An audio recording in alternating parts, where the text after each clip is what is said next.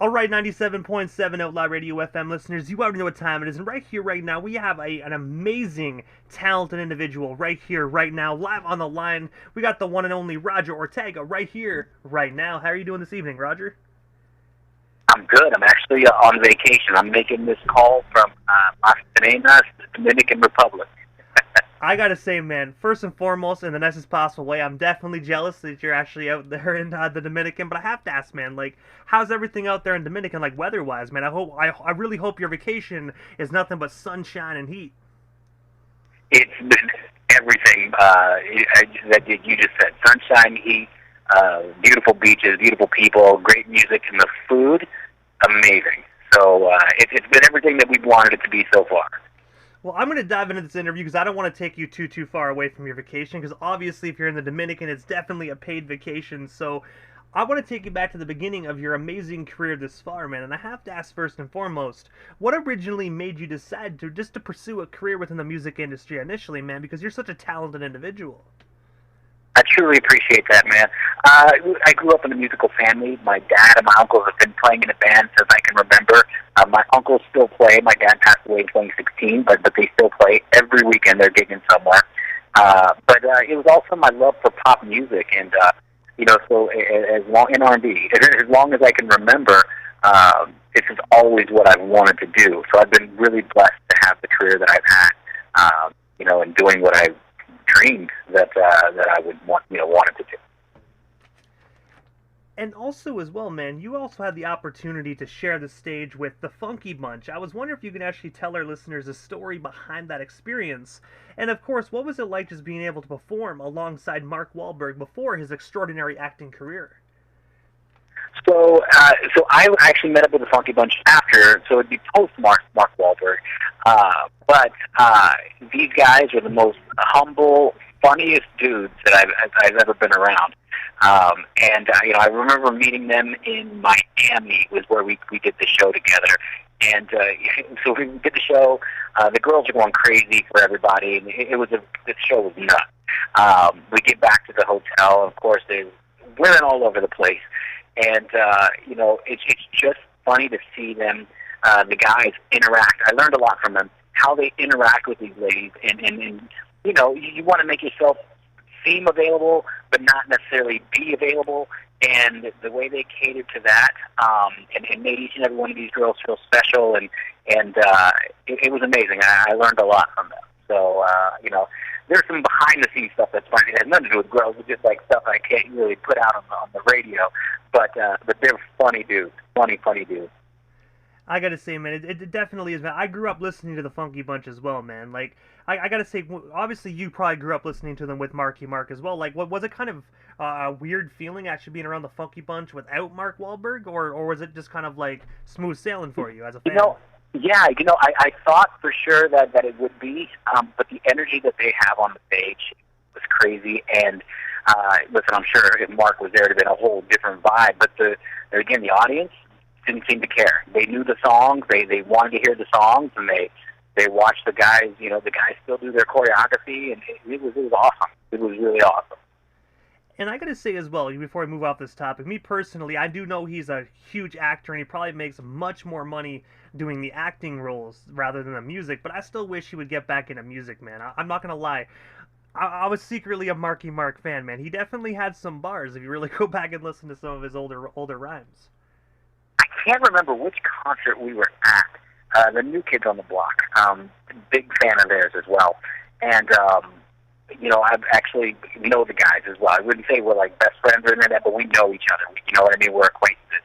And I can't remember which show it was where, I think it was Madison Square Garden, Donnie Wahlberg, Mark's brother, brought out Mark Wahlberg, and it came time, they started playing the song, and everyone was on their toes, on the edge of their seat, ready to hear Mark do it.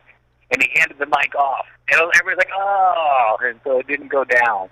But we were close. I think he almost did in the last second cut out. But it would have been awesome if he had done that. Hey, I gotta say, you can't blame his brother Donnie for trying, man. If anyone was gonna get Mark to actually rap again on stage, it definitely would be his blood brother Donnie. Exactly right. And I got to say, one last person you had the opportunity to open up for that really caught my eye as well, man. I don't want to make this whole interview just about like opening up, but this is the last one I have to bring up, man. Is where you actually had the opportunity to open up for the one and only Aaron Carter, man. I was wondering if you could actually tell us a bit more about that. And of course, did you get the opportunity to chop it up with Aaron before or after your guys' show?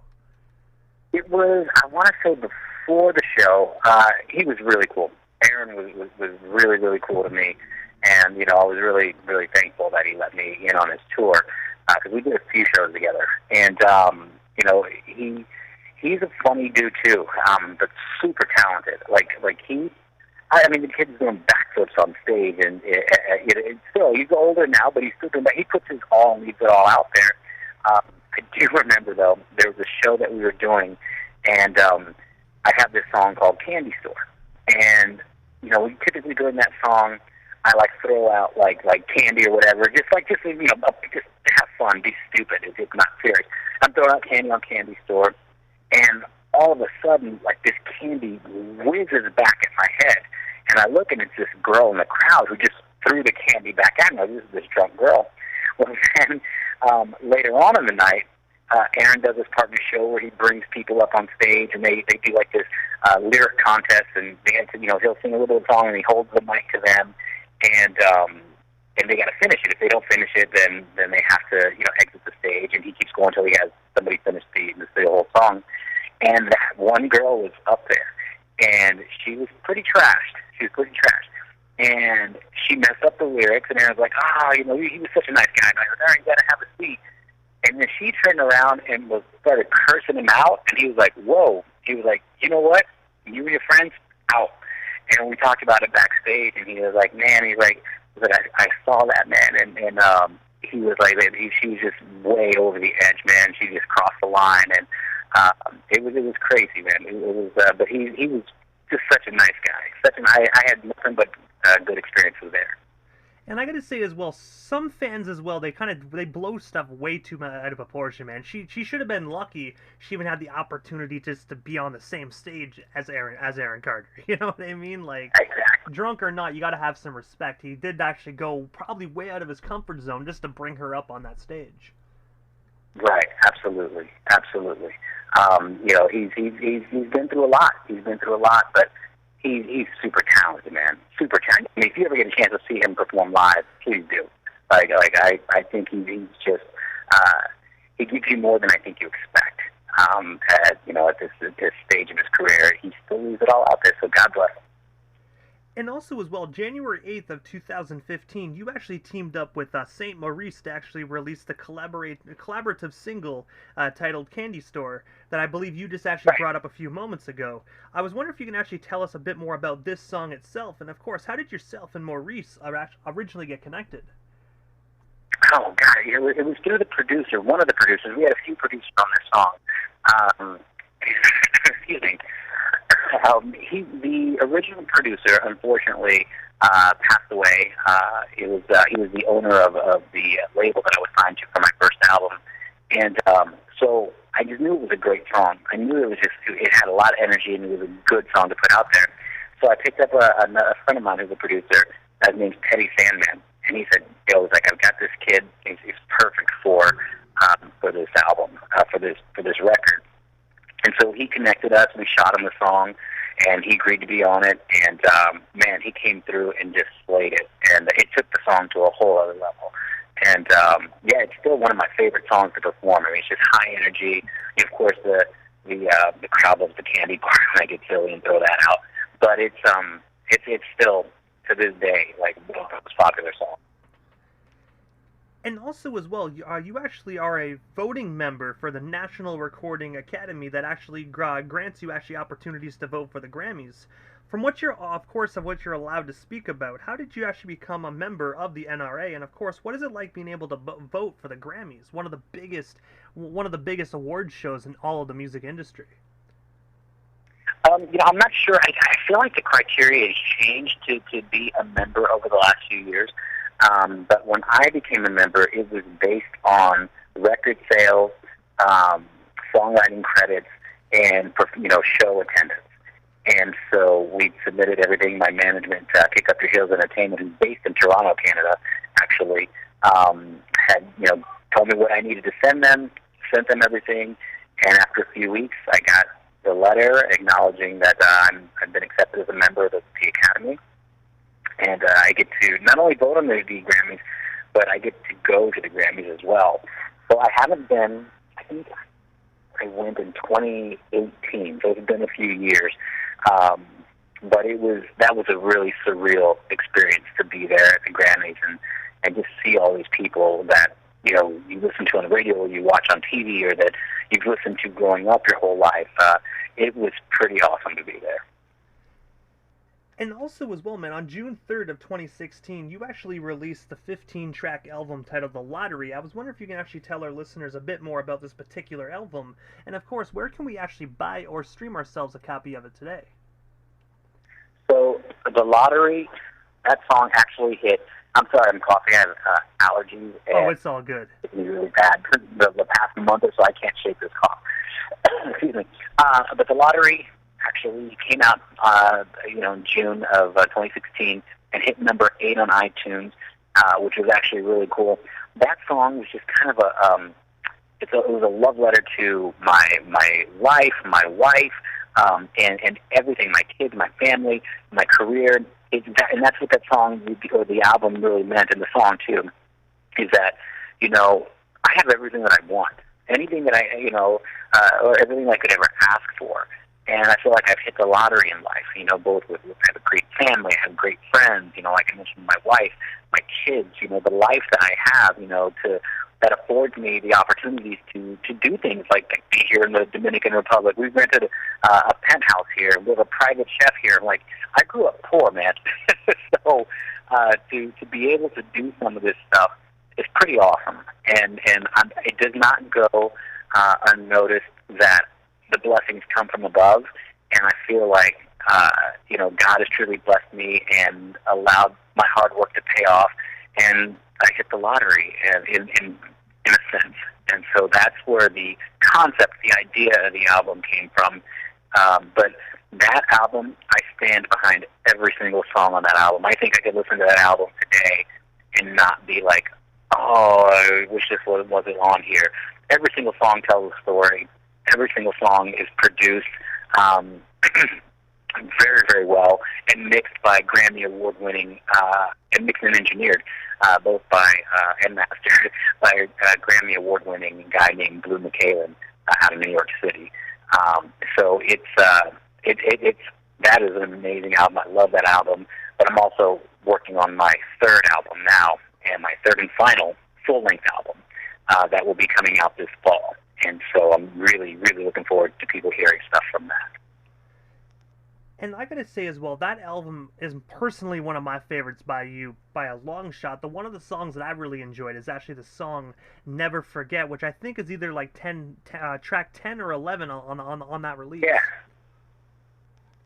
Yeah, that's a special song, man. I actually wrote that song my dad passed away in 2016 before the album came out, just a few months before. And on the flight home, there were 3 songs on that album that I wrote. One called "Never Forget," which is literally about my dad. And it was cool. I performed that song at an amphitheater, that summer. And, I had hundreds of people from Kansas out there to see me. And I got to play his bass. I don't play bass, but I learned just enough to play my dad's bass on that song during that performance. So that song's really special to me. And actually the cemetery where my dad is buried was maybe 200 yards away from that amphitheater, so I like to think that he could watch and hear the whole thing. So, but yeah, I wrote that song. I wrote one called "The Worst Hangover," which is, the song is really about how I felt losing my dad, but on the surface I wrote it about losing a girl, and that's what that's about. But then I needed something happier too, and I wrote a song called, what's the song? Oh, it's gonna be alright. It's called "Put It On Me," and it's a really nice, happy summer type song, and just a positive vibe. And so I was busy on that ride home because that funeral was rough on me. But it ended up being just what I needed it to be for this album. And also, as well, jumping ahead of the timeline a little bit, September 10th of 2021, you actually released a phenomenal single titled Back to the Nightlife. I was wondering if you can actually tell our listeners a bit more about this single, and of course, where can we actually snag ourselves a copy of it today? So all of my music is available on Spotify. You can also, which I hope people would do, go to RogerOrtega.com and purchase the singles there. Spotify put a big hit on a lot of us artists, especially as independent artists. Whereas before, like with iTunes, if you wanted to listen to the single, you had to pay 99 cents for it. If you wanted to buy the album, it was like $10 or whatever. But now, you stream it, and which is fine. Listen, I want people to stream it. If I don't make as much money on it, that's fine. But you can get it at RogerOrtega.com, where you have to pay a little bit for it, or just go to Spotify and just check out Roger Ortega. My first album, the R&B Pop Writer, is up there as well. The songs are great. The production not so good, but it's not. That's the album I go back. My God, if I could done this again with the producers that I used for the lottery or the mixing and all of that stuff, it would be, I think, a more polished product. But that album did what it needed to do for me. It put me on the map, and it gave me the opportunity to make a second album and make that even more successful. But Back to the Nightlife, it stems from the pandemic, basically, and just to not be scared. Go out there. If you're going to love someone, love yourself, and just have fun. And that's what that song is really about. And also, as well, May 2023, you were actually planning the event called Escape with Row, the Row Cruise, from Saturday, May 21st to May 28th. I was wondering if you can actually tell our listeners a bit more about this cruise, and of course, how can we actually secure ourselves some tickets today? Because I feel with almost a year away, it gives a lot of individuals from all over the world to be able to plan for this trip if they do want to party with the one and only Roger for 1 week. So back in 2019, we did the first RO cruise. It was a 7-day trip, the Escape, and it was an amazing time. The fans had a great time. We had events, everything, just about every day for people to do, to interact with me and for me to interact with them more than that. Went well. We decided we'd do another one. So we had it planned for October 2020. And we all know how that turned out. So we couldn't do the second cruise in October. So we feel now that it's safe enough. My people feel comfortable enough. So May 21st, we're leaving from Miami. This is going to be another 7-day cruise. It's going to hit Dominican Republic, which is where I am now. Then it's going to hit St. Thomas. It's going to hit Tortola. And, of course, a few days at sea in between. And then back to Miami. So we're going to have events, we'll have concerts, we always have meet and drinks. Every night we have meet and drinks. And what it is literally it's like a meet and greet, but we just meet up like at one of the bars on the ship, and everybody has a good time. We drink. I say goodbye. I go get ready for the next event and do the show with them. Then we all party in the club afterwards. We have photo ops. We have merch. Some we give away to the cruisers. Some they purchase. And one of the perks, this is a big deal. One of the perks, you get your choice of 2 perks. One of the perks that everybody gets, is free unlimited alcohol for the entire trip. So that is a big draw. If you go to rocruise.com, you can get all the information on that. I mean, who doesn't want a 7-day cruise with unlimited alcohol? And also, we're calling it RO Cruise 2, redo, but the do is French, kind of as a play on us having to cancel the first RO Cruise 2. So this is our redo, and here we are. So rocruise.com, and even if you don't know me, come on this cruise, get some free alcohol, let's party, let's become friends, and go from there. And of course, I have to ask, other than this album you're working on, and of course the cruise next year, what is next for yourself? Is there anything we happen to miss during tonight's broadcast? Anything else you do still want to talk about or promote? Well, we still got you here live on the Canadian FM radio dial this evening. Absolutely. I have a song that I'm releasing on July 29th. It's the first single off of my upcoming album, Midwest Charm. I'm not able to tell anyone the name of that single just yet, so follow me on social media, Roger Ortega. You can go to rogerortega.com and find links to all my social media.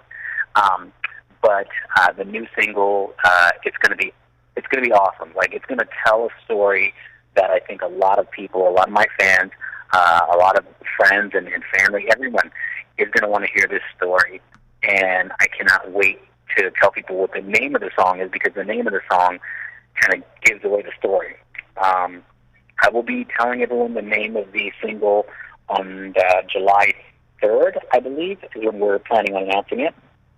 And then we're hoping to release the album Midwest Charm in mid-September. And, I can't go too much into that just yet, but stay tuned. I promise. If you guys have me back on in the next month or two, I'll give everything away. I'll tell you everything. Right now, I got to kind of play my card close to my chest until I'm allowed to say what I need to say or drop the names of these things. But also, Roger, this is the time in the interview right quick that I give a chance for the individual that does slide into the radio station airwaves. Just a chance to give, shout-outs to whomever they want to give shout-outs to. But most of all, man, your social media handles. That way our listeners can follow you and stay updated on everything you currently got going on. Yeah, so I want to give a shout-out to all my Canadian Roros. That's what I call my fans. Canada has been such a strong supporter of me, and I love Canada. I absolutely love it. I was actually in Manitoba. Is it Manitoba, Winnipeg? I always get them mixed up. About a month or two ago, recording a song for this album.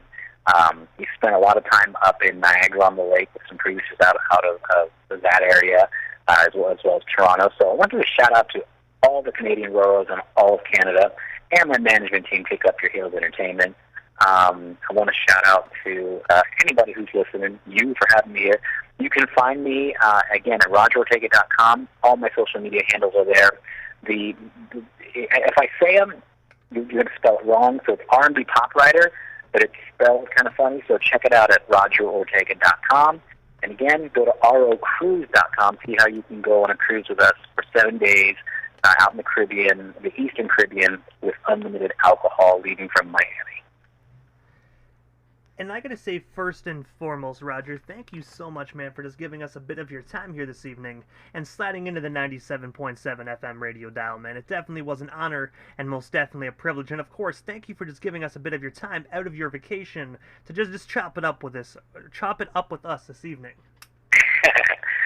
Thank you. I truly appreciate the opportunity to speak with you and your listeners, and I'm blessed to be here. Thank you so much. Hey, man, you are most certainly welcome. Hopefully down the line we can make this happen again sometime soon. But for now, definitely enjoy that vacation, man, and soak up that sun. Thank you, my man. You take care. You as well.